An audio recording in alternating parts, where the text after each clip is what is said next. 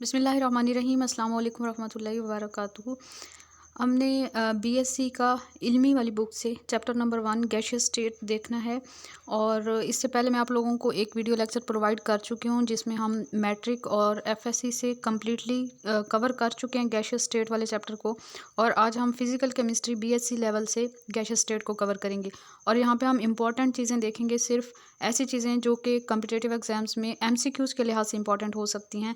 तो मेरी कोशिश होगी कि वीडियो जो है वो ज़्यादा लेंथी ना हो और जस्ट वही चीज़ आप लोगों तक कन्वे की जाए जो कि इंपॉर्टेंट है, ठीक है। लेकिन इसका ये मतलब नहीं है कि हम बिल्कुल ही शॉर्टकट के चक्कर में सब कुछ छोड़ दें। हमने ईच एंड एवरी टॉपिक को हर हाल में देखना है। जस्ट हमने उसमें से निचोड़ निकालना है कि इस टॉपिक में से कौन सी चीज़ इंपॉर्टेंट है जो कि एमसीक्यूज़ में आ सकती है। तो सबसे पहले तो हम पास्ट पेपर्स के कुछ क्वेश्चंस देख लेते हैं कि किस टाइप के क्वेश्चंस आते हैं, ताकि हमें आइडिया हो जाए कि हमें किस तरह तैयारी करनी चाहिए, ठीक है।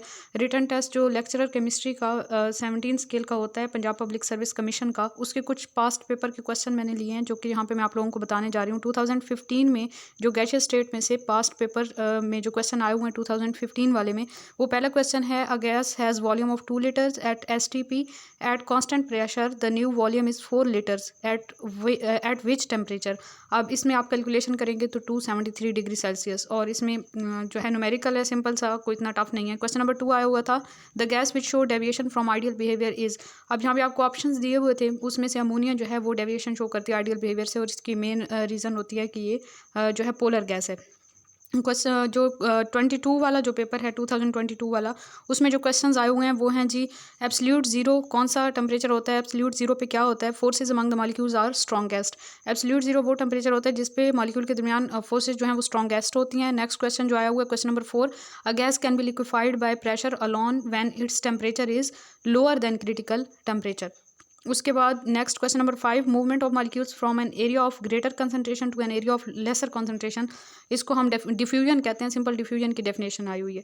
जब आपको क्वेश्चंस का आइडिया होगा तो आपको थ्योरी पढ़ते वक्त इंटरेस्टिंग भी लगेगा और मज़ा भी आएगा मीन के पढ़ने में, और आप इजीली जो है वो याद कर सकते हैं, ज़्यादा आपको प्रेशर भी नहीं फील होगा।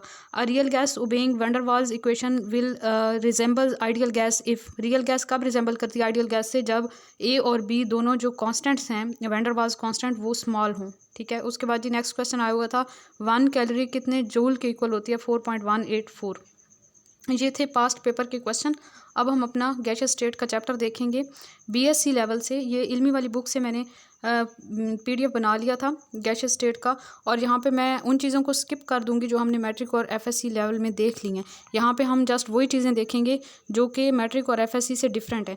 तो यहाँ पे स्टार्ट में इंट्रोडक्शन है, गैस लॉज हैं, ये सारा कुछ हम देख चुके हैं। जहाँ पे 2 पॉइंट मुझे डिफरेंट लगे थे, एक तो जो ये कर्व होती है बॉयल्स लॉ के लिए, इसको हम आइसोथर्म कहते हैं। ये तो आप लोग पहले भी देख चुके हैं पीछे एफएससी मैट्रिक लेवल में। लेकिन इस कर्व को पैराबोलिक कर्व भी कहते हैं, तो ये बात भी आपने याद रखनी है कि जो बॉयल्स लॉ का ग्राफ होता है उसको हम पैराबोलिक कर्व भी कहते हैं। नेक्स्ट हम देखें चार्ल्स लॉ में, तो चार्ल्स लॉ में यहाँ पे जो है वो एब्सोल्यूट ज़ीरो का कंसेप्ट है, और इसकी वैल्यूज़ भी मैंने आपको पहले बता दी थी, फ़ारेनहाइट में भी, केल्विन में भी और डिग्री सेल्सियस में भी। इसमें और कोई इतनी ख़ास बात नहीं है। नेक्स्ट हम देखें, उससे नेक्स्ट पेज पे अगर आप जाएं तो यहाँ पे एवोगैड्रोस प्रिंसिपल के अकॉर्डिंग जो हैं वो यूनिट्स बताए हुए हैं जनरल गैस कांस्टेंट के, और ये वैल्यूज़ भी मैं आपको पहले बता चुकी हूँ कि कौन से यूनिट में कौन सी वैल्यूज़ होंगी। तो ये भी मैट्रिक एफएससी में अगर आपने कवर कर लिया है तो यहाँ पे करने की ज़रूरत नहीं है, क्योंकि ये वही चीज़ है जो कि हम पहले कर चुके हैं। एवोगैड्रोस लॉ भी मैंने आपको बता दिया था। यहाँ पे जस्ट एसटीपी कंडीशंस याद रखें, स्टैंडर्ड टेम्परेचर एंड प्रेशर की वैल्यूज़ क्या होती हैं। टेम्परेचर होता है 0 डिग्री सेल्सियस और प्रेशर होता है 1 atm। Dalton's law of partial pressure भी हम पहले कर चुके हैं। यहाँ पे जस्ट ये याद रखें कि डाल्टन ने ये 1801 में ये वाला लॉ पेश किया था, लेकिन इस तरह ईयर वगैरह पूछा नहीं जाता, जस्ट अपने नॉलेज के लिए याद रख लें। यहाँ से ग्राहम्स लॉ जो है 1829 में पेश किया गया था, और ये भी याद रखें कि रेट ऑफ डिफ्यूजन जो है गैस का, उस पर ग्रेविटी का कोई इफ़ेक्ट नहीं होता, लेकिन ये रेट जो है डिपेंड करता है गैस के टेम्परेचर के ऊपर। डिफ्यूजन के जो लॉज हैं, इनको डिफ्यूजन और फ्यूजन के जो ग्राहम्स लॉ है इसको हम डिटेल में देख चुके हैं, तो इसको यहाँ पे स्किप कर दें। जी, नेक्स्ट लॉ है हमारे पास गे-लुज़ैक लॉ। अब इसमें जो है ये पहले मैट्रिक एफएससी लेवल का नहीं है, ये थोड़ा हायर कांसेप्ट है। इसमें प्रेशर और टेम्परेचर का रिलेशन बताया जाता है और प्रेशर जो है वो टेम्परेचर के डायरेक्टली रिलेटेड होता है अगर हम वॉल्यूम और नंबर ऑफ मोल्स को कांस्टेंट रखते हैं, ठीक है। अब प्रोपोर्शनैलिटी के साइन को ख़त्म करें तो कांस्टेंट आ जाएगा P is equal to KT और फिर T को आप इक्वल की दूसरी तरफ लेके जाएँ तो P/T मीन के प्रेशर और टेम्परेचर की रेशो जो है वो हमेशा कांस्टेंट होगी। इसको हम इस तरह भी लिख सकते हैं कि एक गैस के लिए अगर हम प्रेशर और टेम्परेचर को चेंज करते हैं इनिशियल से फाइनल जब हम वैल्यूज़ लेते हैं तो P1 T1 is equal to P1 divided by T1 is equal to P2 divided by T2। तो ये इस तरह से ये गे-लुज़ैक लॉ है। नेक्स्ट टॉपिक है kinetic molecular theory of gases. इसमें ये आपने याद रखना है कि ये थ्योरी पेश की थी डैनियल बर्नौली ने 1738 में और ये behaviour of gases quantitatively explain करती है। बाकी सारी पुरानी बातें हैं जो कि हम मैट्रिक और एफएससी में देख चुके हैं। जस्ट एक दो पॉइंट्स हैं जो डिफरेंट हैं वो मैं आप लोगों को बता देती हूँ। एक पॉइंट तो ये है कि the molecules of gases are widely separated from each other at ordinary temperature and pressure. ये भी आई थिंक हम लोग पहले कर ही चुके हैं मैट्रिक एफएससी में, ठीक है। मॉलिक्यूल्स में काफ़ी ज़्यादा स्पेसेस होती हैं और आगे हम फर्दर हम जब जाएंगे नेक्स्ट चैप्टर में तो वहाँ पे बताया हुआ है कि मॉलिक्यूल्स के दरमियान डिस्टेंस इतना होता है कि जितना उनका डायमीटर होता है, मीन के जो मॉलिक्यूल का साइज़ होता है उससे 300 गुना ज़्यादा उनके दरमियान डिस्टेंस होता है दो मॉलिक्यूल्स के दरमियान। अच्छा खैर, नेक्स्ट जो पॉइंट था डिफरेंट जो था वहाँ से, वो पॉइंट है जी the forces of gravity has almost no influence on the molecules of gas. ये मैंने पीछे आपको अभी डिफ्यूजन वाले लॉ में भी बता दिया कि ग्रेविटी का कोई इफेक्ट नहीं होता गैस के मॉलिक्यूल्स के ऊपर। नेक्स्ट टॉपिक जी है हमारे पास mathematical derivation of kinetic equation of gases. Kinetic equation हमें किस चीज़ को एक्सप्लेन करती है? काइनेटिक इक्वेशन एक्सप्लेन करती है प्रेशर ऑफ गैस को, ठीक है। और इसमें जी क्लासियस ने इसे डिराइव किया था 1857 में on the basis of kinetic molecular theory of gases. तो ये इंपॉर्टेंट पॉइंट है, ये भी देख लें। फर्दर इसकी डेरिवेशन करने की एज सच कोई ज़रूरत नहीं है। फ़िलहाल आप लोग इसकी जो फाइनल इक्वेशन है वो याद रखें। जो फाइनल इक्वेशन है हमारे पास वो आ जाती है जी यहाँ पे PV is equal to 1/3 mnc² bar. ये हम पिछले लेक्चर में भी डिस्कस कर चुके हैं और यकीनन आपने ये वाली इक्वेशन याद भी कर ली होगी। इसमें बस याद रखें कि कौन सा क्या रिलेशन है कौन से पैरामीटर में। तो नेक्स्ट ये हमारे पास है derivation of gas laws from kinetic equation. Derivation भी ना करें, ये थोड़ा बहुत आपको नो हाउ होना चाहिए कि किस तरह डेरिवेशन करेंगे। एफएससी की बुक में है ये, वहाँ से आप लोग कवर कर चुके होंगे, यकीनन आपने मैट्रिक और एफएससी का सिलेबस कवर कर लिया है। उसके बाद नेक्स्ट जो चीज़ इंपॉर्टेंट है यहाँ पे वो है जी मॉलिक्यूलर वेलोसिटीज़ में अगर हम देखें तो mean square velocity sorry root mean square velocity है सबसे पहले। रूट मीन स्क्वायर वेलोसिटी भी हम देख चुके हैं और रूट मीन स्क्वायर वेलोसिटी में मैंने आपको फाइनल इक्वेशन याद करने को कहा था। ये है हमारे पास final equation root mean square velocity की, c² bar is equal to 3RT/m। इसको हम CRMS भी लिखते हैं क्योंकि यहाँ पे CRMS जो है वो तीन लेटर्स आ रहे हैं ना, RMS 3 हैं, तो इससे आप याद रखें कि ऊपर जो है वो 3 होगा। फिर अगर मोस्ट प्रोबेबल वेलोसिटी की बात करें तो M और P आ जाता है, दो लेटर्स हैं यहाँ पे, तो आपने याद रखना है कि 2 आएगा वहाँ पे, ठीक है। तो इस तरह ये 3 और 2 जो कॉन्स्टेंट्स हैं वो इस तरह आप याद रख सकते हैं एक ट्रिक के साथ। और याद रखना है कि जब हम एक मॉलिक्यूल के मास को एवोगैड्रोस नंबर से मल्टीप्लाई करते हैं तो हमारे पास आंसर आ जाता है मोलर मास कैपिटल M, ठीक है। उसके बाद जी नेक्स्ट जहाँ से जो चीज़ करने वाली है वो है फार्मूले ही हैं ज़्यादातर यहाँ पे रूट मीन स्क्वायर वेलोसिटी के। ये जो डिफरेंट फॉर्म्स हैं ना, जैसे 3RT/m पिछले पेज पे मैंने आपको बताया, फिर 3 का स्क्वायर रूट जो है इसको आप अलहदा कर लें, RT/m को अलहदा कर लें, फिर 3 का स्क्वायर रूट आप निकाल लें, ठीक है। यूजुअली जो है कम्पिटिटिव एग्जाम्स में कैलकुलेटर अलाउ नहीं होता, तो आपको थोड़ी सी मैथमेटिक्स का नो हाउ होना चाहिए। 3 का अगर आप स्क्वायर रूट लेते हैं तो किस तरह लेंगे? स्क्वायर रूट इस तरह लेते हैं, हम छोटी क्लासेस में 7th 8th में शायद हम किया करते थे। जो भी हमने पहाड़ा लेके जाना होता है जो वो यहाँ पे लिखेंगे, वो यहाँ पे लिखें, 1 1 1 आ जाएगा। अब उसके बाद जी 3 में से 2 1 माइनस करेंगे तो यहाँ पे 2 बचेगा, ऊपर इशारिया लगाएंगे और नीचे 0 बढ़ा देंगे, और 0 जो है हमने पेयर्स में बढ़ानी है, ठीक है। इस तरह 2 पेयर लगा लेते हैं। अब देखें, अब हमने क्या करना है, ये जो एक ऊपर लिखा हुआ है और एक जो है जिससे हमने तकसीम किया है, इन दोनों को जमा करेंगे, यहाँ पे लिखेंगे तो ये आ जाएगा 2। अब 2 तो आ गया, अब 2 के साथ हमने कोई ऐसा नंबर लिखना है कि जिसको हम फिर उसी से ज़रब दें, ठीक है। तो हम यहाँ पे 7 लिखते हैं। अब 7 से हम मल्टीप्लाई करें तो 7 को 7 से ज़रब देंगे तो 7 7 49 हो जाएगा।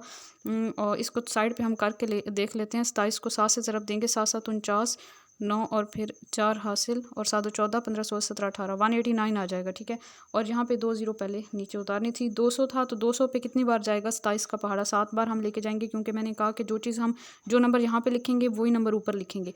ठीक है, तो 189 जो है वो आ गया। फिर आप माइनस करेंगे तो आपके पास नीचे आंसर आएगा 11, और फिर आगे 2 ज़ीरो बढ़ा नीचे उतारेंगे तो आपके पास 1100 आ जाएगा। फिर 1100, फिर आप उसी तरह 27 में 7 को जमा कर लेंगे, मीन के जो आपने ऊपर लिखा होता है, और जो ये वाला 27 और 7 को जमा कर लेंगे, जो आंसर आएगा फिर उसके बाद मज़ीद आप 3 से जो है वो ज़रब कर देंगे तो आपके पास कंप्लीट आंसर आ जाएगा, जो कि है 1.732। इस तरह आई थिंक कुछ आपको आइडिया हो गया होगा कि किस तरह से हम कैलकुलेटर के बगैर कैलकुलेशन कर सकते हैं। तो रूट मीन स्क्वायर वेलोसिटी की ये हैं हमारे पास फार्मूलाज हैं, ये जो डिफरेंट फॉर्म्स हैं, ये आप लोग याद रखें। एमसीक्यूज़ में किसी भी टाइप की फॉर्म आ जाए तो आपको पता होना चाहिए, क्योंकि एमसीक्यूज़ में 4 ऑप्शंस होते हैं और वहाँ पे ज़्यादातर स्टूडेंट्स जो हैं वो कंफ्यूज हो जाते हैं कि कौन सा ऑप्शन करेक्ट है। तो जब तक आपको अच्छे से याद नहीं होगा आप वहाँ पे डिफ्रेंशिएट नहीं कर सकेंगे। एवरेज वेलोसिटी की बात करें तो एवरेज वेलोसिटी का हमारे पास ये फार्मूला होता है, C bar is equal to 8 RT over pi M. इसके अलावा इसकी एक और फॉर्म इस तरह भी है कि 8 और पाई का स्क्वायर रूट अलहदा कर लें, RT ओवर एम को अलहदा कर लें, ये दूसरी फॉर्म हो गई। फिर 8 और पाई को आप जब कैलकुलेट कर लेंगे वैल्यू को, और उसके बाद जो फॉर्म आ जाएगी वो 1.59 RT over M square root आ जाएगा। और नेक्स्ट जो फाइनल है वो आपके पास यही फाइनल फॉर्म है। ये सारी फॉर्म्स को अच्छी तरह आप लोग बेशक रट्टा लगा लें ताकि आपको कन्फ्यूजन ना हो। उसके बाद मोस्ट प्रोबेबल वेलोसिटी का मैंने आपको बताया था 2 RT ओवर एम। 2 को सेपरेट करें फिर कैलकुलेशन करें तो उसके बाद फाइनल आपके पास ये वाली इक्वेशन आ जाएगी या फार्मूला आ जाएगा। उसके बाद जी नेक्स्ट पेज पे जाएं। यकीनन आप लोगों को आसानी हो रही होगी कि हमने पूरे पेज में से तकरीबन 2-3 बातें ही याद करनी होती हैं, रट्टा नहीं लगाना होता, मीन के ज़्यादा जो है वो चीज़ें नहीं करनी होती, क्योंकि हमने बेसिकली जो है ख़ुद को प्रिपेयर करना है और बहुत ज़्यादा सिलेबस है। आपने देखा होगा मैंने आप लोगों को जो भी स्केड्यूल प्रोवाइड किया है वो तकरीबन 8 मंथ्स का है, और उसमें हम बड़ी मुश्किल से केमिस्ट्री को कवर कर रहे हैं। मीन के ऑन द होल हम अगर देखें 3 दिन हम एक चैप्टर को दें तो फिर जाके 8 महीने में हमारा सिलेबस कवर होता है।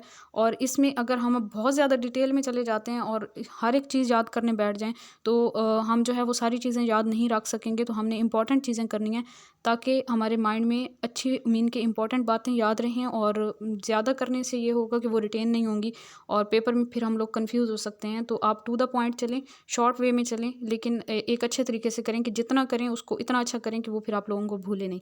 तो नेक्स्ट देखें जी, उसके बाद हम कंपेयर करें तीनों वेलोसिटीज़ को, root mean square velocity, average velocity और मोस्ट प्रोबेबल वेलोसिटी। तो इसमें सिंपली आप लोगों ने याद रख लेनी है रैम, RAM रैम।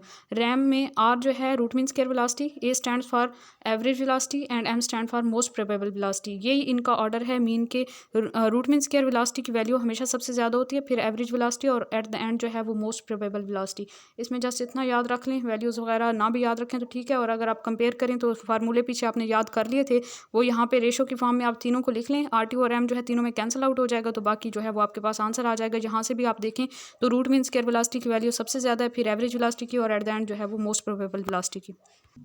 नेक्स्ट जी हमारे पास ये एक सैम्पल प्रॉब्लम है 1.1, जिसमें आपको एक न्यूमेरिकल पूछा गया है आपसे। लेकिन आप लोग याद रखें कि न्यूमेरिकल वगैरह इतने ज़्यादा इस चैप्टर में से थे तो नहीं जो हमने पास्ट पेपर में देखा है। लेकिन एक बात मेरी आप लोग याद रखें कि कभी भी हम ये नहीं बता सकते कि PPSC में किस टाइप का क्वेश्चन आ सकता है और किस टाइप का नहीं आ सकता, क्योंकि हर बार जो है वो क्वेश्चन थोड़े डिफरेंट वे में आए हुए होते हैं। तो आपने ऑन द होल खुद को जो है फुली प्रिपेयर करना है ताकि क्वेश्चन कहीं से भी आ जाए आपको अच्छे से आता हो। और हम ये भी नहीं कह सकते कि गैसेज वाले चैप्टर में चूँकि पिछले जो है 3-4 पेपर्स में हमने देखा है और तकरीबन 6-7 क्वेश्चन ही आए हुए हैं 3-4 पेपर्स में, तो वैसे तो देख के लग रहा है कि बहुत कम क्वेश्चंस आए हुए हैं। लेकिन हम ये नहीं कह सकते कि हम इस चैप्टर को स्किप कर दें, क्योंकि हमारे लिए एक एक नंबर, बल्कि पॉइंट्स में भी नंबर्स मैटर करते हैं।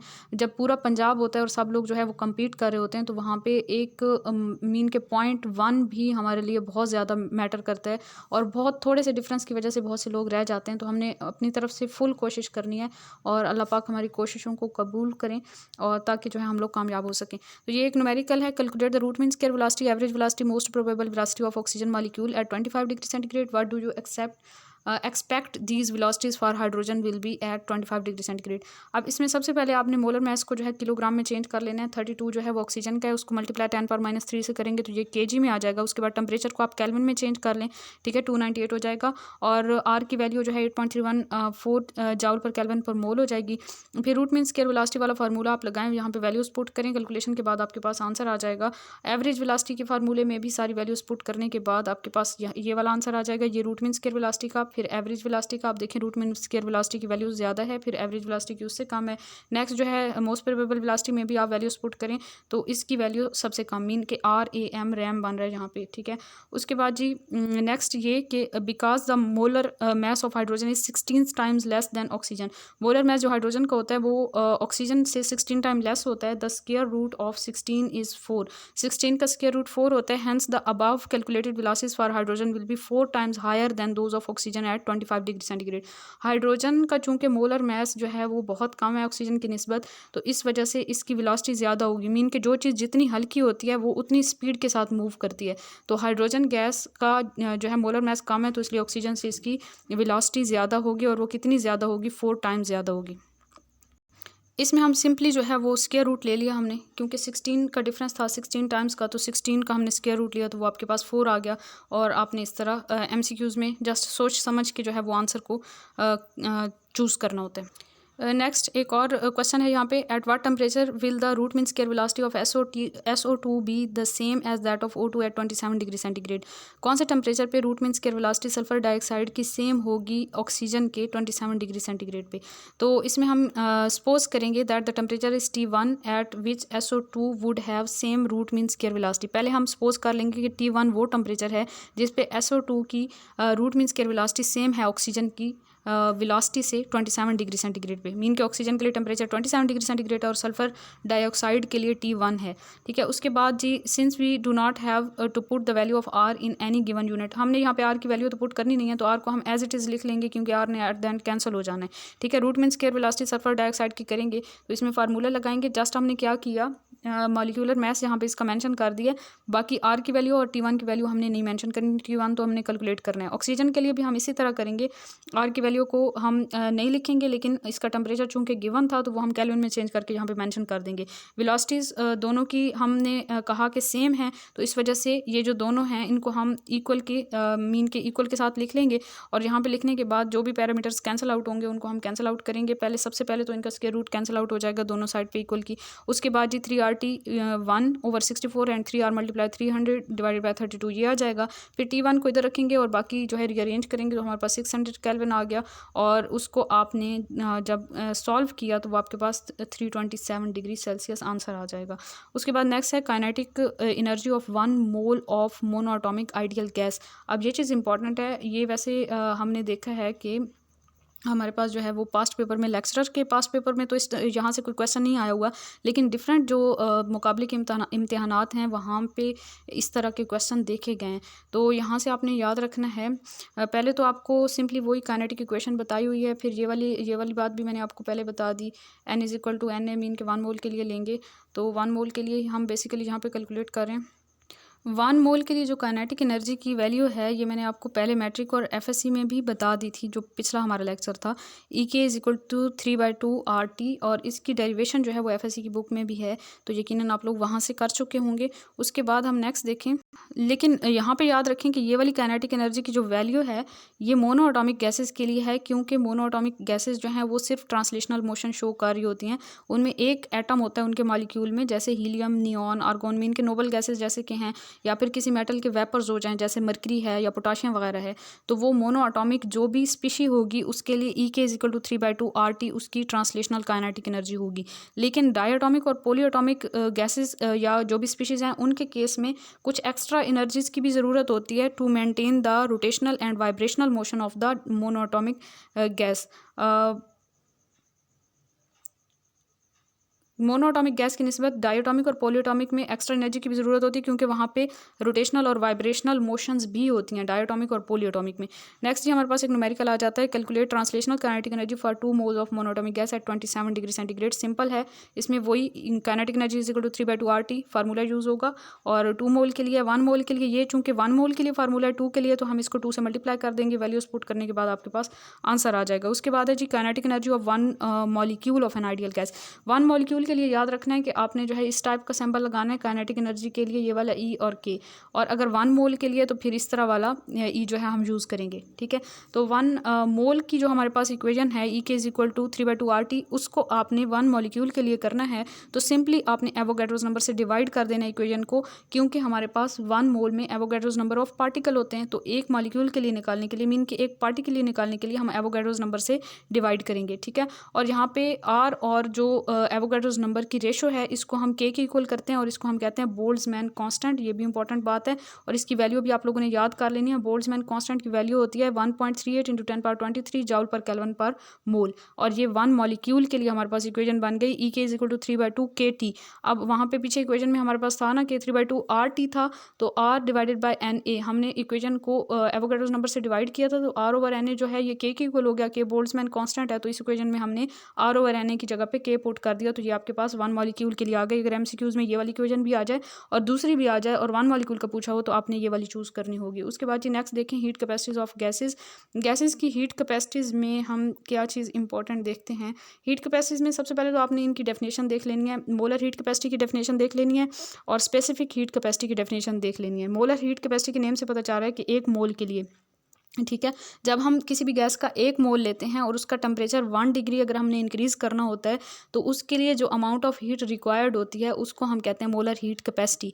और दूसरी तरफ हम बात करें स्पेसिफिक हीट कैपेसिटी की, तो यहाँ पे हम 1 मोल की बात कर रहे थे मोलर में, स्पेसिफिक में हम कहते हैं कि 1 ग्राम लेते हैं हम किसी गैस का और उसका टेम्परेचर 1 डिग्री इंक्रीज़ करने के लिए जितनी हीट रिक्वायर्ड होती है उसे हम कहते हैं specific heat capacity of a gas.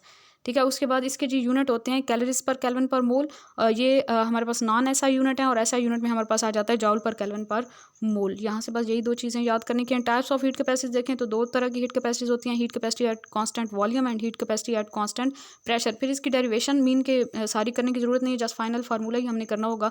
Heat capacity as constant volume को अगर हम डिफाइन करें तो सिंपली इसी तरह डिफाइन करेंगे कि ये हीट होती है या अमाउंट होती है हीट की जो कि रिक्वायर्ड होती है 1 डिग्री टेम्परेचर को इंक्रीज़ करने के लिए किसी भी गैस के, और कब, जबकि हमने वॉल्यूम को कांस्टेंट रखा, तो इसको हम कहेंगे heat capacity at constant volume. Volume को जब हम कांस्टेंट रखेंगे तो गैस जो है वो एक्सपेंड नहीं होगी। ठीक है, तो यहाँ पे हमारे पास ट्रांसलेशनल काइनेटिक एनर्जी ही आ जाएगी कि इक्वल टू 3/2 RT। इसको हम लेंगे ना तो इसमें फिर हम जब टेम्परेचर को 1 डिग्री इंक्रीज़ करेंगे तो उसके लिए हम एक तो हम ये फर्स्ट वाली लिख लेंगे 1 मोल के लिए जो इक्वेशन है हमारे पास ट्रांसलेशनल काइनेटिक एनर्जी की। उसके बाद जब 1 डिग्री टेम्परेचर इंक्रीज़ होगा तो T+1 करके एक और इक्वेशन लिख लेंगे, 2 इक्वेशन हो गई। फिर हमने क्या करना है 1 डिग्री के लिए निकालना है तो मीन के इसका डिफरेंस ले लेंगे, फाइनल में से इनिशियल को माइनस करेंगे, मीन के इक्वेशन 2 में से इक्वेशन 1 को माइनस करें आप तो आपके पास CV आ जाएगा 3/2 RT+1 माइनस 3/2 R। इसको मैंने यहाँ पे सॉल्व भी किया है लेड पेंसिल से, आई होप आप लोगों को नजर आ रहा होगा। 3/2 RT प्लस 3/2 R, ये था 3/2 RT और फिर जो है +1 है तो फिर आपके पास दोबारा 3/2 R आ जाएगा और माइनस 3/2 R, तो यहाँ पे ये माइनस और प्लस वाली टर्म कैंसिल आउट हो जाएगी तो प्लस 3/2 R आ जाएगी। CV की वैल्यू, ये वाला फार्मूला याद रखें फाइनली आप लोग, CV is equal to 3/2 R। Next हम देखें तो R की वैल्यू होती है 8.3193 जूल पर केल्विन पर मोल, और या फिर 43 भी हम कहते हैं मीन के, इसमें पॉइंट के बाद तो आप थोड़ा सा चेंज भी कर लें तो कोई उसमें इतना फ़र्क नहीं पड़ता। CV is equal to 3/2। अब R की वैल्यू यहाँ पे पुट की हमने तो हमारे पास जो CV की वैल्यू आई है वो 12.48 जूल पर केल्विन पर मोल है। CV की वैल्यू 12.48, और ये वैल्यू हमें क्या बता रही है कि अगर हमारे पास किसी भी गैस का 1 मोल हो और वो मोनो एटॉमिक गैस हो तो उसके जो मॉलिक्यूल्स हैं वो सेम एनर्जी या सेम हीट को एब्जॉर्ब करेंगे। मीन कि कौन सी हीट 3/2 R जिसकी वैल्यू थी, R की यूनिट हमने पुट की, R की वैल्यू जब पुट की हमने तो 12.48 आया when the temperature R increase by 1 kelvin. Mean के 1 केल्विन टेम्परेचर हम इंक्रीज़ करते हैं तो मोनो एटॉमिक गैस का 1 मोल जो है वो इतनी हीट जो है वो एब्जॉर्ब करता है अगर हम वॉल्यूम को कांस्टेंट रखते हैं 1 केल्विन टेम्परेचर को इंक्रीज़ करने के लिए। उसके बाद नेक्स्ट आपको ये बताया कि मोनोएटॉमिक में हमारे पास हीलियम, नियॉन, आर्गॉन, मरकरी और पोटेशियम वगैरह के वेपर्स आ जाते हैं। और इसकी रीज़न क्या है, इसकी रीज़न ये है कि 1 mole of all monoatomic elements have Avogadro's number of atoms, क्योंकि 1 मोल में एवोगैड्रोस नंबर ऑफ एटम्स होते हैं, या फिर हम कह सकते हैं कि 12.48 joule is the demand of Avogadro's number of atoms. Mean के 12.48 वो हीट है या वो एनर्जी है कि जो कि एवोगैड्रोस नंबर ऑफ एटम्स की डिमांड है जब उनका टेम्परेचर 1 डिग्री इंक्रीज़ या डिक्रीज़ करना होता है तो वो इतनी ही हीट चेंज शो करेंगे। ठीक है, उसके बाद बाद जी नेक्स्ट हम देखें, नेक्स्ट टॉपिक है heat capacity as constant pressure. अच्छा, कांस्टेंट प्रेशर में हमारे पास जो है वो प्रेशर वॉल्यूम वर्क भी इन्वॉल्व हो जाता है, क्योंकि जब हम प्रेशर को कांस्टेंट रखते हैं तो फिर हमारे पास क्या होगा, एक्सपेंशन ऑफ द गैस होगी, ठीक है, expanded in expansion of the gas. देखें अब यहाँ से मैं थोड़ा सा रीड करके बता देती हूँ। Actually when we measure CP value of the gas then some work is expended in expansion of the gas and pressure volume work is done. इसमें जो है कुछ जो है वो एनर्जी यूज़ हो जाती है एक्सपेंशन में, तो इस वजह से यहाँ पे वर्क डन भी होता है जो कि प्रेशर वॉल्यूम वर्क होता है। तो पहले हम प्रेशर वॉल्यूम वर्क को मेजर करने के लिए आइडियल गैस इक्वेशन लिखेंगे। 1 मोल के लिए PV = RT हो जाएगा। उसके बाद जी हम ये कहते हैं कि जब हम टेम्परेचर को इंक्रीज़ करते हैं 1 केल्विन, तो टेम्परेचर पहले T था तो फिर T+1 हो जाएगा, ठीक है, और वॉल्यूम चेंज होगा V से V plus del V, mean के स्मॉल चेंज होगा वॉल्यूम का, ठीक है। यहाँ पे हम प्रेशर को कांस्टेंट रख रहे हैं, वॉल्यूम तो चेंज करेंगे, ठीक है। तो अब हम इस इक्वेशन के अंदर वैल्यू पुट करेंगे, P की भी V की भी वैल्यू पुट करेंगे और T की भी, वॉल्यूम की और टेम्परेचर की वैल्यू पुट करें तो वॉल्यूम की हमारे पास थी V प्लस डेल V, तो यहाँ पे V की जगह पे हमने V प्लस डेल V यहाँ पे पुट कर दिया, और इसी इक्वेशन में T की जगह पे हमने ये T+1 पुट कर दिया। तो ये हमारे पास जो इक्वेशन आई, इसको फर्दर हमने सॉल्व किया तो एट द एंड हमारे पास आ जाएगा P डेल V = R। तो प्रेशर वॉल्यूम वर्क जो है वो R की इक्वल आया है।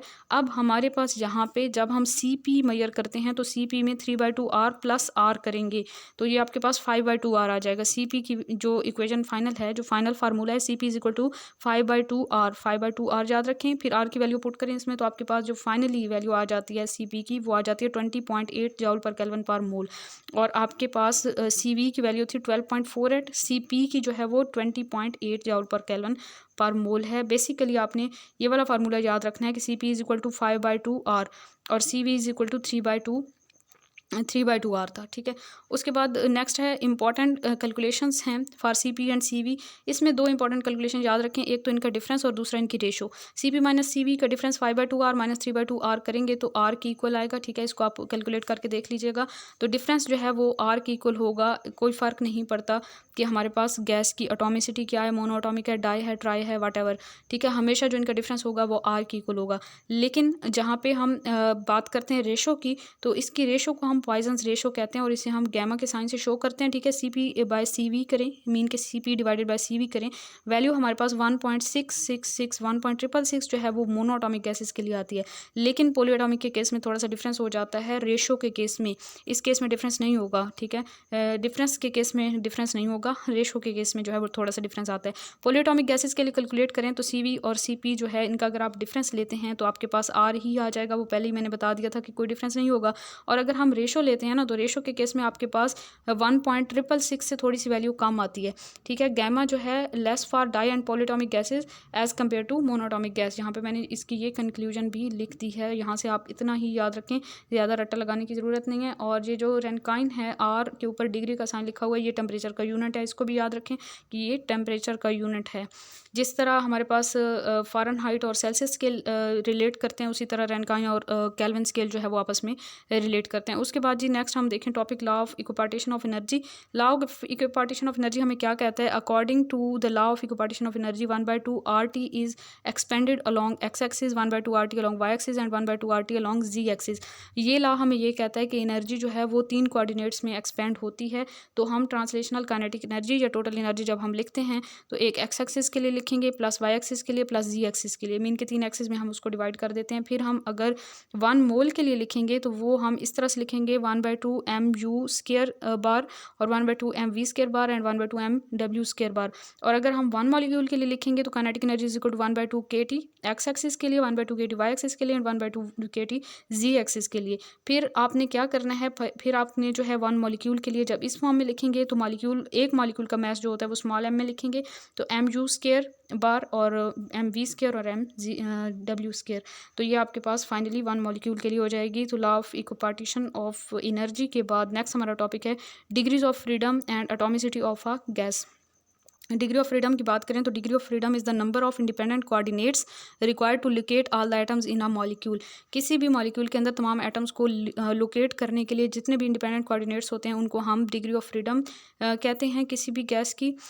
उसके बाद जी नेक्स्ट हम देखें तो टोटल जो डिग्री ऑफ फ्रीडम होती है वो 3n होती है। यहाँ से बेसिकली जो याद रखने की चीज़ है वो ये है कि आपको कैलकुलेट करना आनी चाहिए डिग्री ऑफ फ्रीडम। अगर आपको क्वेश्चन दे दिया जाता है पेपर में कि आप मोनोटॉमिक के लिए, डायटॉमिक के लिए, ट्राइटॉमिक के लिए या टेट्राटॉमिक गैस के लिए जो है वो आप डिग्री ऑफ फ्रीडम कैलकुलेट करें, तो आपने याद रखना है कि हर केस में जो टोटल डिग्री ऑफ फ्रीडम है वो 3n होगी, और n का मतलब है number of atoms in a molecule. ठीक है, अब एटॉमिसिटी आपको बताई हुई होगी। अगर आपको कहते हैं कि मोनो एटॉमिक गैस है तो आप n की जगह पे 1 पुट करेंगे। ठीक है, इसके अलावा एक और बात भी याद रखें कि हमारे पास जो ट्रांसलेशनल डिग्री ऑफ फ्रीडम होती है वो हमेशा 3 होती है। ट्रांसलेशनल डिग्री ऑफ फ्रीडम जो है वो हमेशा 3 होती है। इसके अलावा जो रोटेशनल डिग्री ऑफ फ्रीडम है वो डिपेंड करती है कि मॉलिक्यूल हमारे पास लीनियर है या नॉन लीनियर है।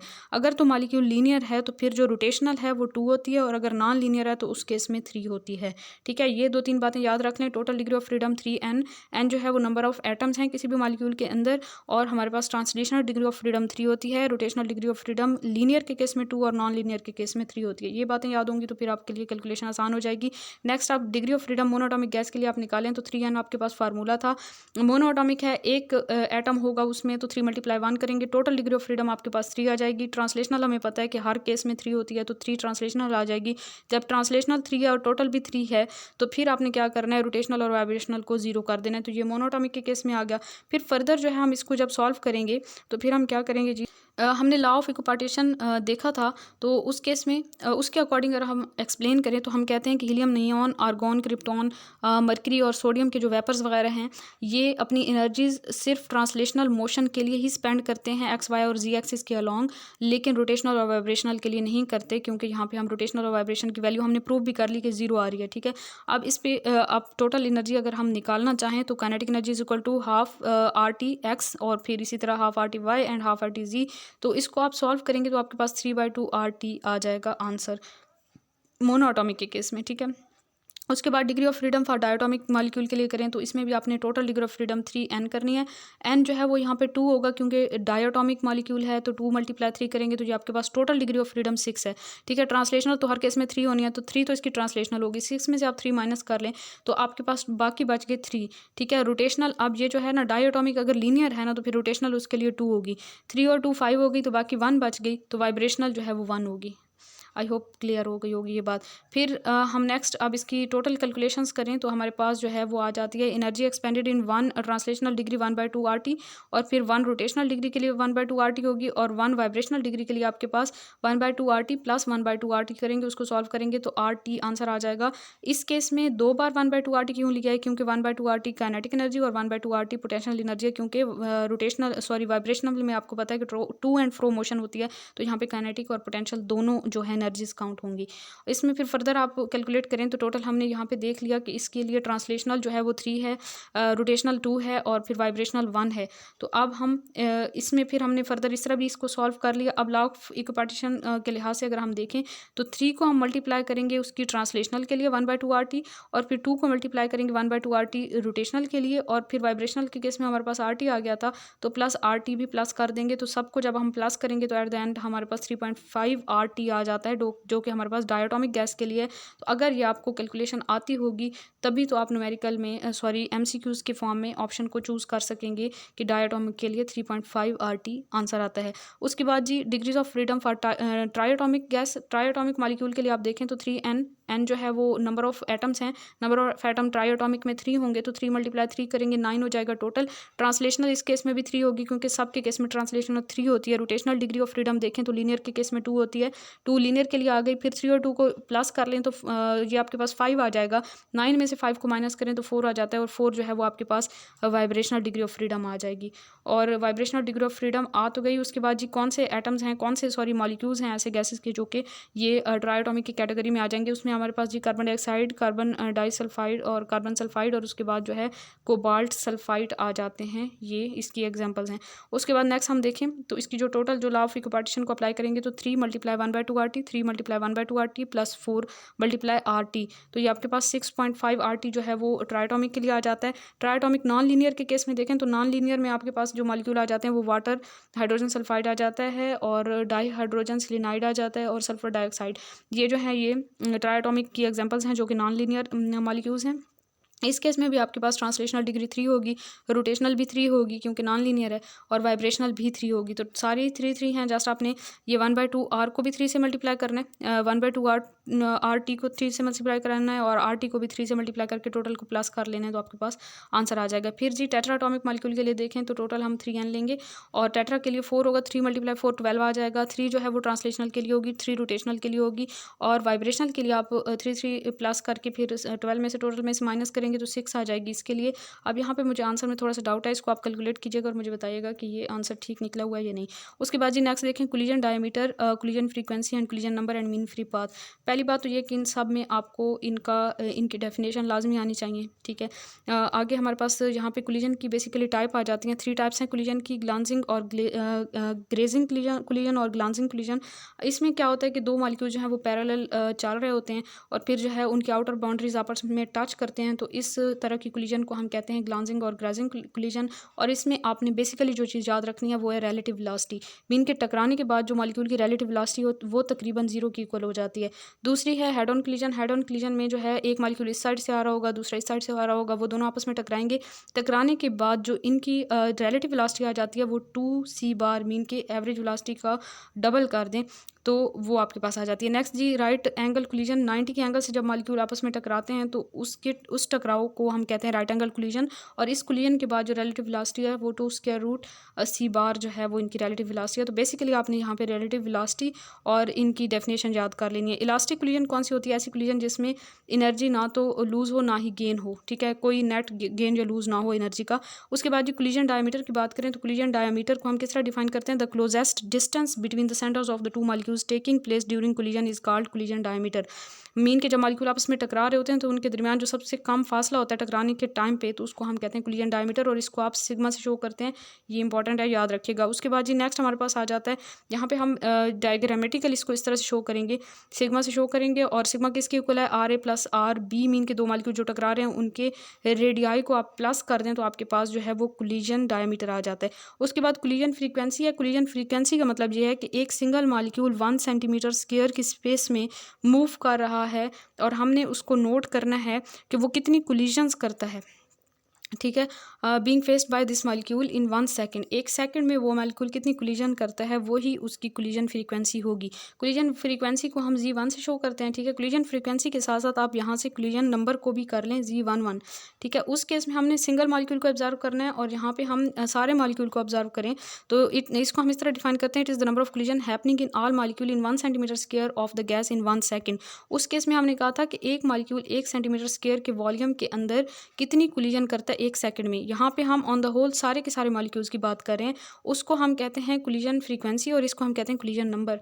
तो यकीनन ये कंपैरिजन से आपको अच्छे से याद रह जाएगा। उसके बाद कोलिजन फ्रीक्वेंसी में आपने फार्मूला याद रखना है, Z1 = 2√πσ² C⁻r and n। Mean के आपने ये याद रखना है कि कोलिजन फ्रीक्वेंसी जो है वो किस किस चीज़ पे डिपेंड कर रही है। बेसिकली यहाँ पे किस चीज़ पे डिपेंड कर रही है? C⁻ याद रखना है, एक तो मीन के एवरेज वेलोसिटी पे डिपेंड कर रही है, और दूसरा जो है वो सिग्मा स्क्वायर।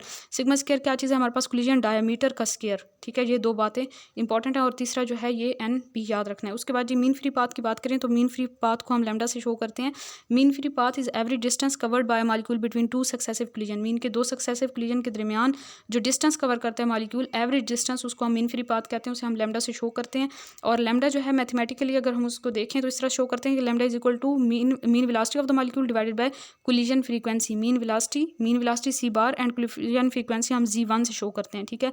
उसके बाद जी हम नेक्स्ट देखें तो इसकी फाइनल जो इसकी फॉर्म है वो ये वाली है, लैम्डा = 1/2√πσ²n। तो इसमें भी आपने याद रखना है कि जो लैम्डा है मीन के जो हमारे पास मीन फ्री पाथ है वो कौन कौन से पैरामीटर पे डिपेंड कर रहा है। कोलिजन नंबर की बात करें तो कोलिजन नंबर जो है उसकी एक फॉर्म ये वाली है NZ1/2, और दूसरी फॉर्म जो है वो आपके पास ये आ जाती है ये वाली πσ² C⁻n²/2 याद रखिए कि इन चीज़ों को आपने रट्टा ही लगाना है ताकि MCQs में आप लोग कंफ्यूज ना हो। उसके बाद जी नेक्स्ट हम देखें तो इस पेज में कोई ऐसी चीज़ नहीं है जो मैं आप लोगों को बताऊं।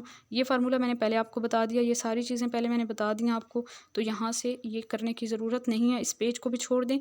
इस पेज में फाइनली आपको ये बताया हुआ है कि Z11 या Z2 हम कह लें इसको, या कुछ भी इसको प्रोनाउंस कर लें इसको जी, ये किस किस पैरामीटर पे डिपेंड करता है ये फैक्टर। तो ये चीज़ें जो है मैंने आपको पहले फार्मूले में बता दी हैं, वहाँ से आप याद करेंगे तो आपको यकीनन याद रह जाएगा।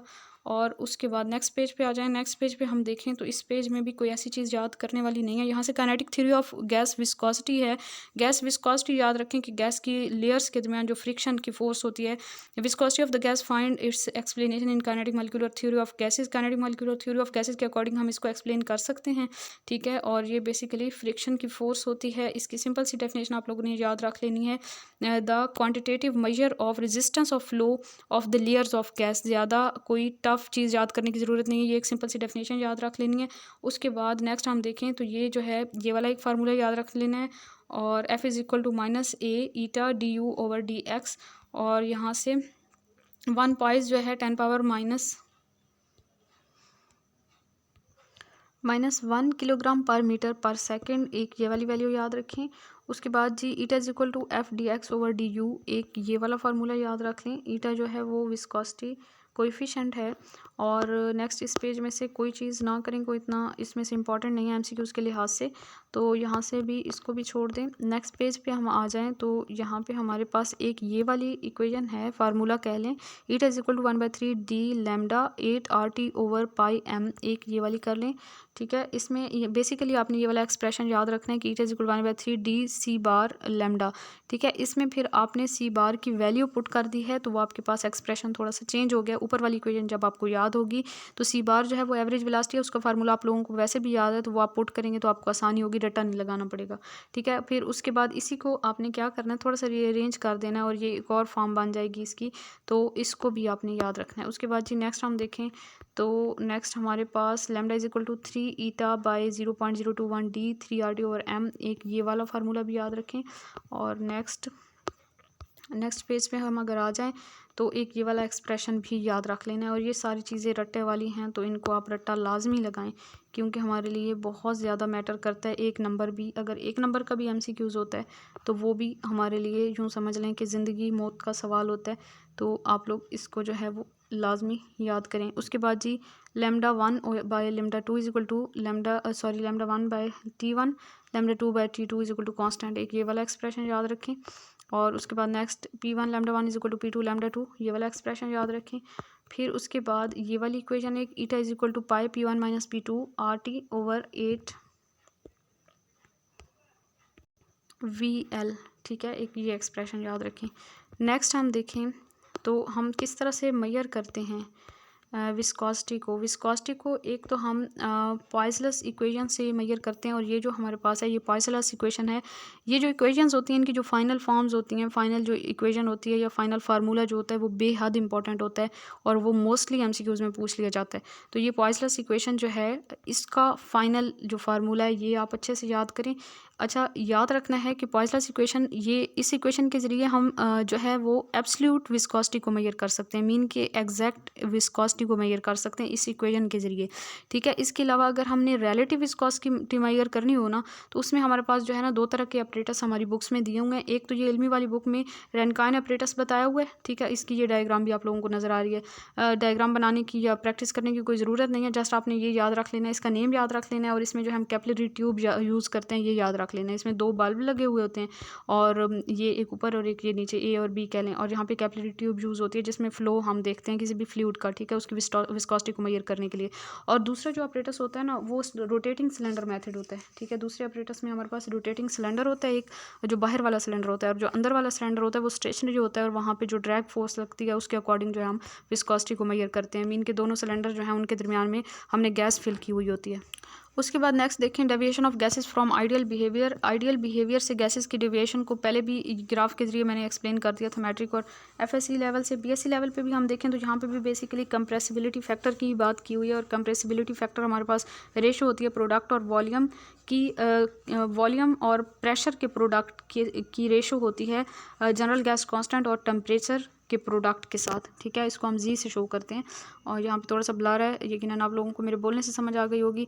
और इसमें एक और बात याद रखनी है कि जैसे जैसे हम टेम्परेचर को इंक्रीज़ करते हैं तो हमारे पास जो है गैसेस आइडियल बिहेवियर शो करना शुरू कर देती हैं, या आइडियलिटी के करीब हो जाती हैं टेम्परेचर को इंक्रीज़ करने से, क्योंकि टेम्परेचर इंक्रीज़ करने से मॉलिक्यूल की काइनेटिक एनर्जी इंक्रीज़ होती है, और वो जो है एक दूसरे से वाइडली सेपरेट हो जाते हैं, तो उनके दरमियान अट्रैक्टिव फोर्सेज भी कम हो जाते हैं, तो इस वजह से आइडियलिटी के करीब हो जाते हैं। तो यहाँ पे आप ग्राफ को अगर कंपेयर करें तो एक ग्राफ को आपने जो है लो टेम्परेचर पे लिया हुआ है, दूसरे ग्राफ को हाई टेम्परेचर पे लिया हुआ है।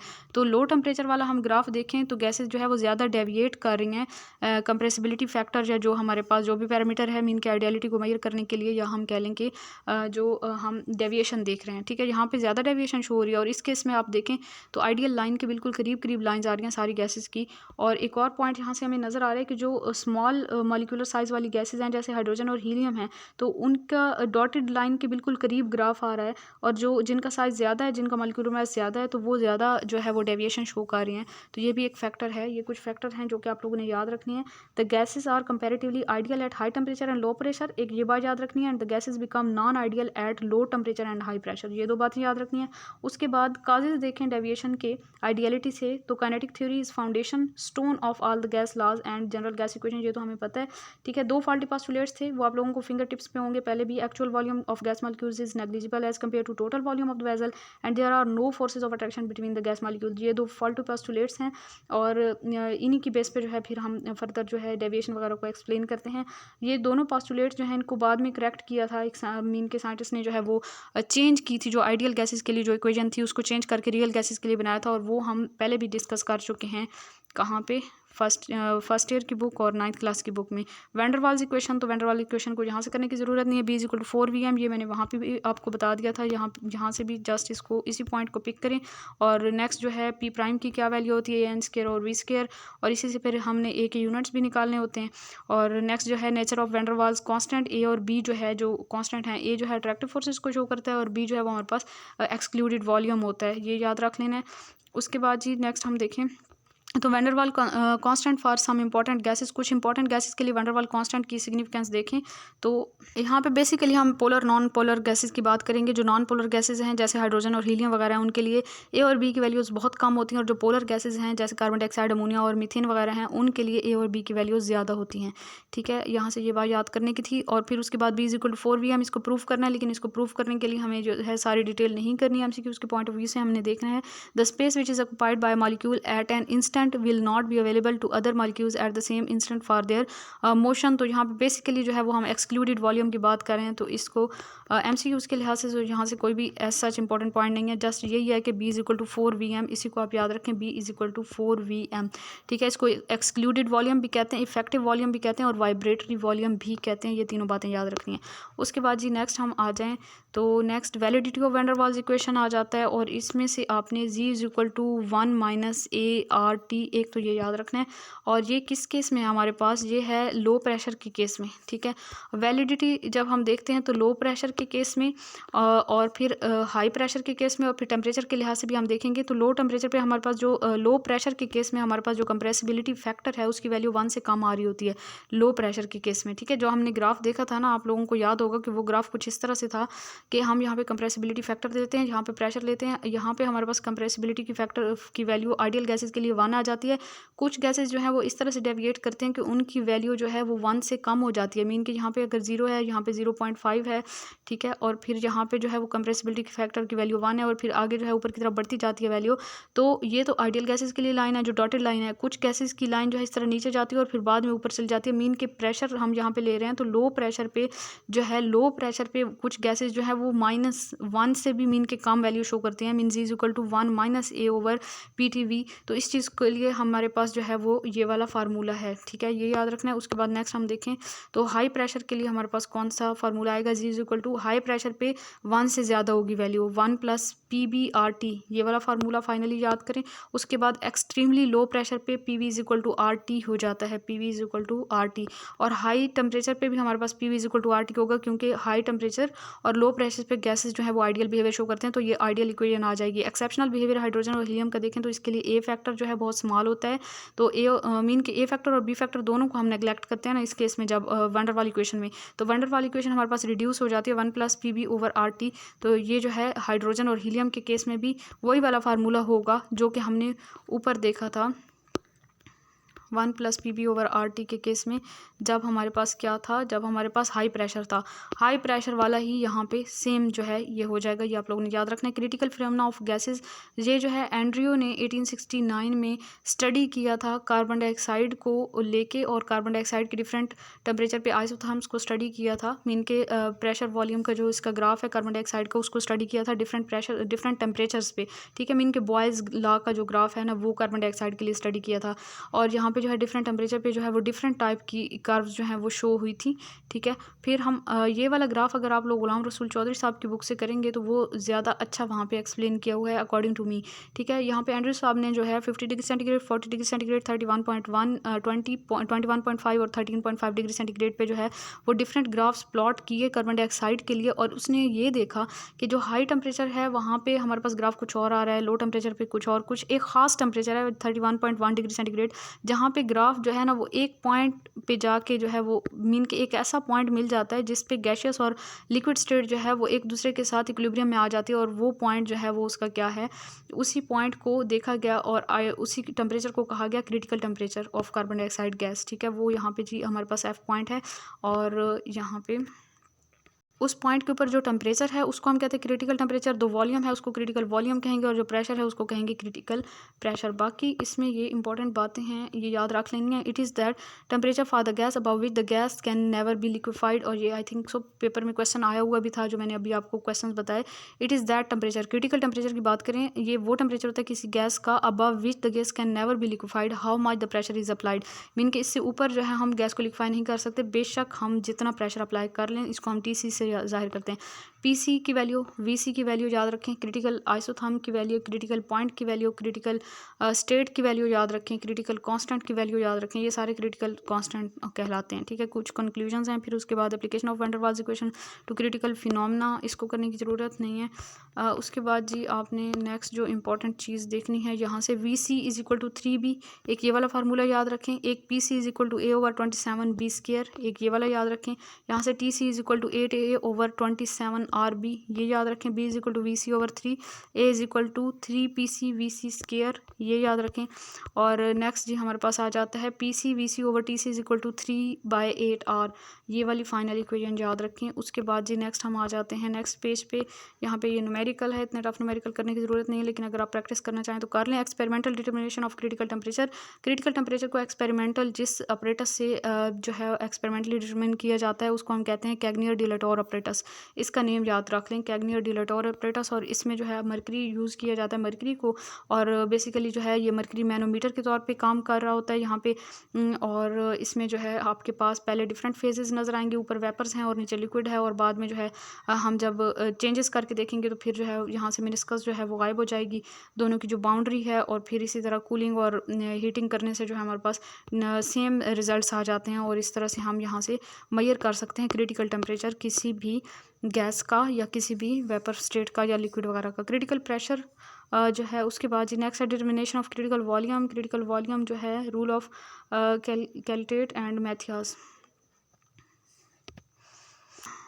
यहाँ से ये वाला रूल याद रखें, इस रूल का नेम याद रखें। And this rule says that the mean value of the densities of liquid and saturated vapours for any stable substance is linear function of temperature, ठीक है। बहुत इंपॉर्टेंट बात है कि ये जो कैल्टेट मैथियास रूल है, या जो भी इसको प्रोनाउंस कर लें, ये रूल हमें क्या कहता है, the mean value of the densities of the liquid and the standard vapour for any stable substance is linear function of the temperature, ठीक है। मीन के टेम्परेचर पे डिपेंड करती है ये चीज़। उसके बाद हमारे पास ये ग्राफ है, इसको याद करने की ज़रूरत नहीं है। और यहाँ पे critical density, the density responds to the point Y is called critical density. यहाँ पे अगर आप देखें तो यहाँ पे वाई पॉइंट पे जो डेंसिटी है इसको हम क्रिटिकल डेंसिटी कहते हैं। इस साइड पे जो ये डेंसिटीज़ हैं सैचुरेटेड वेपर्स की, और दूसरी साइड पे जो डेंसिटीज़ हैं ये डेंसिटीज़ हैं हमारे पास जी लिक्विड की। यहाँ पे हमने टेम्परेचर लिया हुआ है, यहाँ पे हमने डेंसिटी ली हुई है। इसको ज़्यादा डीपली स्टडी करने की ज़रूरत नहीं है, यहाँ पे बस आपने यही बातें याद रखनी है। उसके बाद लॉ ऑफ कॉरस्पॉन्डिंग स्टेट की बात करें हम, तो लॉ ऑफ कॉरस्पॉन्डिंग स्टेट्स में आपने याद रखना है कि अगर हम प्रेशर को क्रिटिकल प्रेशर टेम्परेचर से डिवाइड करते हैं तो वो आपके पास रिड्यूस प्रेशर होगा। वॉल्यूम को क्रिटिकल वॉल्यूम से डिवाइड करेंगे, रिड्यूस वॉल्यूम होगा। टेम्परेचर को क्रिटिकल टेम्परेचर से डिवाइड करेंगे तो रिड्यूस्ड टेम्परेचर होगा। एक तो ये तीनों टर्म याद रखनी है। उसके बाद ये आपने फाइनली याद रखना है कि PR plus 3/VR square 3VR-1 is equal to 8TR। ये वाला एक्सप्रेशन याद रखें। और van der Waals reduced equation of state, इसको हम कहते हैं van der Waals reduced equation of state. तो अगर MCQs में आ जाता है कि van der Waals reduced equation of state कौन सी है, तो ये आपको याद होगी, तो तभी जो है आप इसको चूज़ कर सकेंगे। If any two or more substances have the same reduced pressure and they are maintained at the same reduced temperature, then they will have same reduced volume. This substances which are under such conditions are said to be in corresponding states and this law is called law of corresponding states। ये basically हमारे पास law of corresponding states की definition है, जो कि पीछे हमने जिसकी सारे फार्मूले और डेरिवेशंस देख ली। क्या कहता है ये हमें कि if any two or more substances have the same reduced pressure, अगर दो या दो से ज़्यादा सब्सटेंसेस का सेम रिड्यूस्ड प्रेशर होता है तो और उनको हम सेम रिड्यूस्ड टेम्परेचर पे मेंटेन करते हैं तो उनका रिड्यूस्ड वॉल्यूम भी सेम होगा। ऐसे सब्सटेंसेस जो हैं जिन कंडीशंस पे जो है हम इनको स्टडी करते हैं उनको कॉरेस्पॉन्डिंग स्टेट्स कहते हैं, और इस लॉ को हम लॉ ऑफ कॉरेस्पॉन्डिंग स्टेट्स कहते हैं। ठीक है, उसके बाद जी हमारे पास आ जाता है application of law of corresponding states. Ideal gas के लिए यहाँ पे जी बेसिकली जो है हमने कंप्रेसिबिलिटी फैक्टर बताया हुआ है कि आइडियल गैसेस के लिए इसकी वैल्यू यूनिटी होती है, और वो हम पहले भी देख चुके हैं। ठीक है, उसके बाद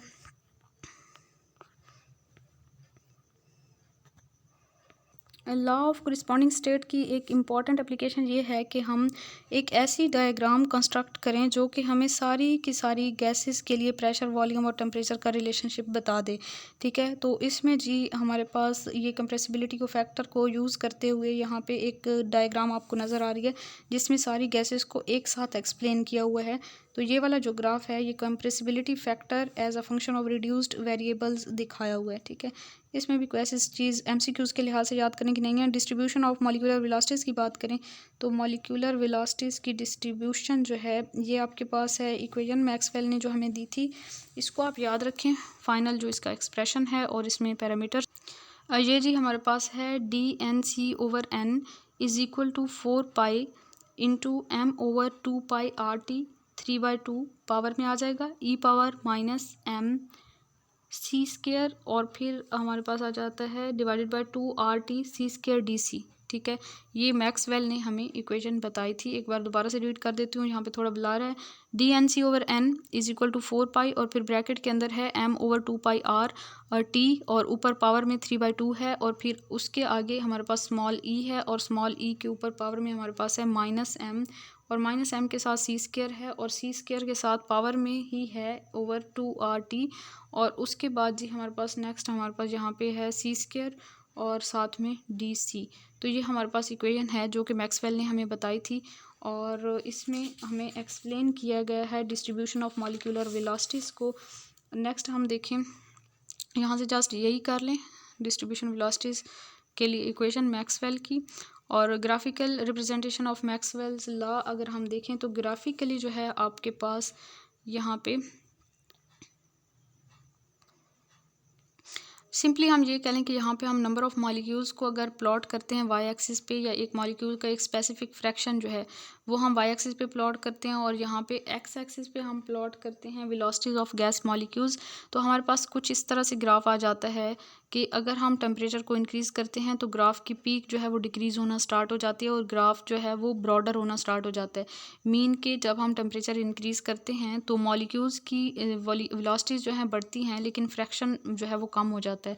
और यहाँ पे एक और ग्राफ भी अगर मैं आपको बताऊँ तो यहाँ पे नंबर ऑफ़ मॉलिक्यूल्स अगर हम ले लेते हैं वाई एक्सिस पे और यहाँ पे वेलोसिटी ले लेते हैं एक्स एक्सिस पे, और फिर जो है अगर हम इस तरह से ग्राफ से हम रिलेशन शो करना चाहें root mean square velocity, average velocity and most probable velocity का, तो RAM के लिहाज से तो आपको वैसे भी याद होगा यहाँ पे जो सबसे ज़्यादा जो मॉलिक्यूल्स ने जो वेलोसिटी ऑक्यूपाई की हुई होती है उसको हम कहते हैं जी मोस्ट प्रोबेबल वेलोसिटी।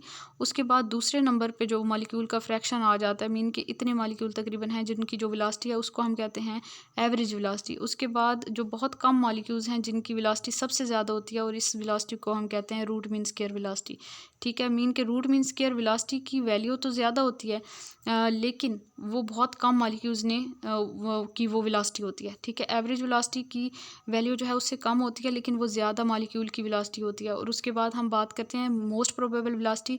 ये बहुत से मॉलिक्यूल्स की मोस्ट प्रोबेबल वेलोसिटी होती है, लेकिन इस वेलोसिटी की वैल्यू कम होती है। मीन के यहाँ पे हम बात करें ना 0 है, यहाँ पे हम 5 कह दें, और फिर जो है एवरेज के लिए हम 10 कह दें, और रूट मीन स्क्वायर वेलोसिटी के लिए 15 कह दें। और यहाँ पे मॉलिक्यूल्स के फ्रैक्शन की बात करें तो रूट मीन स्क्वायर वेलोसिटी वाले मॉलिक्यूल अगर हम 5 कह दें और एवरेज वेलोसिटी वाले हम 10 कह दें, और फिर जो है मोस्ट प्रोबेबल वाले 15 कह दें, तो इस तरह आई थिंक सो आपको क्लियर हो जाएगा। टेम्परेचर के इंक्रीज़ करने से जो पीक है वो ब्रॉडर होती जाती है। ठीक है, और इसमें wider distribution of velocities at higher temperature पे जो है मॉलिक्यूलर वेलोसिटी जो है वो वाइड हो जाती है। अगर हम टेम्परेचर को डिक्रीज़ करते हैं 0 डिग्री सेंटीग्रेड पे, फिर क्या होता है कि maximum on the distribution curve is shifted toward the Y axis, तो फिर जो है वाई एक्सिस की तरफ जो है वो शिफ्ट हो जाती है पीक। उसके बाद नेक्स्ट हम देखें distribution of velocities and reaction rates की बात करें, लेकिन यहाँ पे एक पॉइंट जो है वो मिसिंग है, जो कि गुलाम रसूल चौधरी की बुक में है और यहाँ पे नहीं है, चौधरी सनाउल्लाह साहब की बुक में नहीं है। तो इस पॉइंट को आपने याद रखना है। Experimental verification of velocity distribution ये किसने की थी? एस्टर्न, सिम्पसन एंड स्टर्न ने इन 1947 में। ये गुलाम रसूल चौधरी साहब की बुक में जो है उनकी वो जो एक्सपेरिमेंटल जो उन्होंने अपरेटस था उसकी भी डायग्राम बताई हुई है। उसमें एक ओवन लिया जाता है, सीजियम के मॉलिक्यूल्स जो है उनकी वेलोसिटी को चेक किया जाता है, आगे स्लिट्स लगी हुई होती हैं, और वो जो है डिटेल में थोड़ा सा बताया हुआ है। लेकिन याद रखना है कि एक्सपेरिमेंटल वेरिफिकेशन जो वेलोसिटी की डिस्ट्रीब्यूशन की थी वो कौन से 3 साइंटिस्ट ने की थी? एक थे जी हमारे पास स्टरमैन, TERMANN, ठीक है। दूसरे हैं जी सिम्पसन, SIMPSON सिम्पसन, और STERN स्टर्न। इन्होंने 1947 में जो है ये एक्सपेरिमेंटली वेरीफाई किया था। उसके बाद डिस्ट्रीब्यूशन ऑफ वेलोसिटीज़ की बात करें तो डिस्ट्रीब्यूशन ऑफ वेलोसिटीज़ में से आपने जस्ट मेथड्स के नेम याद रख लेने हैं। Experimental determination of molecular speed stern method है यहाँ पे आपके पास, मीन के ये सही है, यहाँ पे भी बताया हुआ है, मुझे लगा था शायद यहाँ पे ये नहीं बताया हुआ। स्टर्न मेथड यही वाली डायग्राम थोड़ी सी डिफरेंट है, वहाँ पे थोड़ी और है, यहाँ पे थोड़ी सी चेंज है ये डायग्राम। और उसके बाद हमारे पास नेक्स्ट मेथड जो है वो है लेमर्ट स्पीड फ़िल्टर मेथड। ठीक है, दोनों मेथड्स का नेम याद रखें। बेसिकली जो हमारे इस टॉपिक की हेडिंग है वो है distribution of velocities and reaction rates. Reaction rates के साथ डिस्ट्रीब्यूशन देखें अगर वेलोसिटीज़ की, तो इसमें हम derivation of most probable velocity की डेरिवेशन अगर हम देखें तो most probable velocity can be obtained for any gas by 2 ways. Most probable velocity को हम 2 तरह से कर सकते हैं, by doing the calculation theoretically और plotting graph and looking at the most probable velocity in front of the peak. मतलब कि जैसे हमने पीछे देखा कि मोस्ट प्रोबेबल वाली वेलोसिटी वाली जो पीक है वो सबसे ज़्यादा जो है उसकी कह लें कि वाई एक्सिस की तरफ होती है, ज़्यादा उसकी हाइट होती है। नंबर 2 जो है हम इक्वेशन को डिफरेंशिएट कर लें with respect to speed and put it equal to 0। Actually at the peak of the curve the slope of point is 0। ये याद रखना है कि पीक पे जो स्लोप होगी कर्व की वो 0 होगी, and whenever the slope is 0 then it means that rate of change of dependent variable with respect to independent variable is 0। ये भी इंपॉर्टेंट पॉइंट है। उसके बाद experimental determination of molecular speeds की बात करते हैं, तो हमारे पास 2 मेथड्स आ जाते हैं, एक है स्टर्न मेथड और दूसरा है लेमर्ट स्पीड फ़िल्टर मेथड। ठीक है, इनके जस्ट नेम याद रख लें, इनमें कुछ ज़्यादा डिटेल करने की ज़रूरत नहीं है। तो ये हमारा आज का लेक्चर था, और ये जस्ट आप लोगों के लिए गाइडेंस थी कि आपने कहाँ से क्या और कितना करना है, क्योंकि मोस्टली स्टूडेंट्स को यही समझ नहीं आ रही होती कि हम इतना बड़ा जो एक टॉपिक मीन के एक बुक में इतना बड़ा चैप्टर है जो कि ऑलमोस्ट 50 पेजेस पे है, तो उसमें से हम कितना करें। अब जितना मैंने आप लोगों को बताया है, अगर आप लोग थोड़ा सा टाइम निकाल के और इन्हीं पॉइंट्स को किसी रजिस्टर के ऊपर लिख लें, मीन के वो एक बुक वाला आपको पूरा चैप्टर जो है वो कह लें कि खौफनाक लग रहा होता है, खौफजदा कर रहा होता है आपको कि इतना ज़्यादा मैं कैसे याद करूं। अगर आप इसी को रजिस्टर पे लिखेंगे तो ये आपके 2-3 पेजेस पे ये सारी बातें आ जाएंगी, और फिर उनको आप लोग अच्छे से याद कर लें तो आप लोगों के लिए बिल्कुल भी मुश्किल नहीं होगा लेक्चरर के टेस्ट को क्लियर करना, और जस्ट क्लियर नहीं करना बल्कि इंटरव्यू के लिए क्वालिफाई करना। तो यकीनन मेरा ये लेक्चर आप लोगों के लिए हेल्पफुल साबित होगा। अपनी दुआओं में मुझे याद रखिएगा। यहाँ पे अगर कोई चीज़ मिसिंग है तो वो भी मैं आपको बता देती हूँ। यहाँ पे हमारा ये लेक्चर तो कंप्लीट हो गया है। एंड पे दोबारा मैं आपको कहूँगी कि पास्ट पेपर के क्वेश्चंस लाजमी देखा करें। अब ये क्वेश्चन आपने पढ़े होंगे तो आपको ये वाले क्वेश्चंस बेहद आसान लगे होंगे, लेकिन जो मैंने आपको पूरा चैप्टर बताया वो यकीनन थोड़ा सा टफ लगा होगा। यहाँ से एक और बात का भी आपको आइडिया हुआ होगा कि ये ज़्यादातर क्वेश्चन जो हैं वो एफएससी और मैट्रिक बेस्ड हैं। यहाँ से कोई एक दो बातें हैं जो कि बीएससी की बुक से आपको नज़र आई होंगी।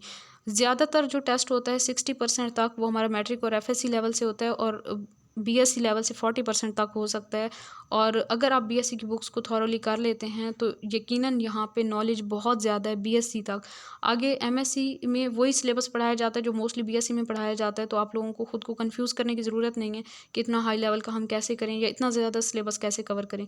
जस्ट मैं आप लोगों को जो गाइडलाइन बता रही हूँ उसके अकॉर्डिंग आप लोग चलें, यकीनन एट द एंड आप लोगों को बेहद फ़ायदा होगा। अपनी दुआ में याद रखिए, अपना बहुत सारा ख्याल रखिए। जज़ाकल्लाहु खैर। अल्लाह हाफ़िज़।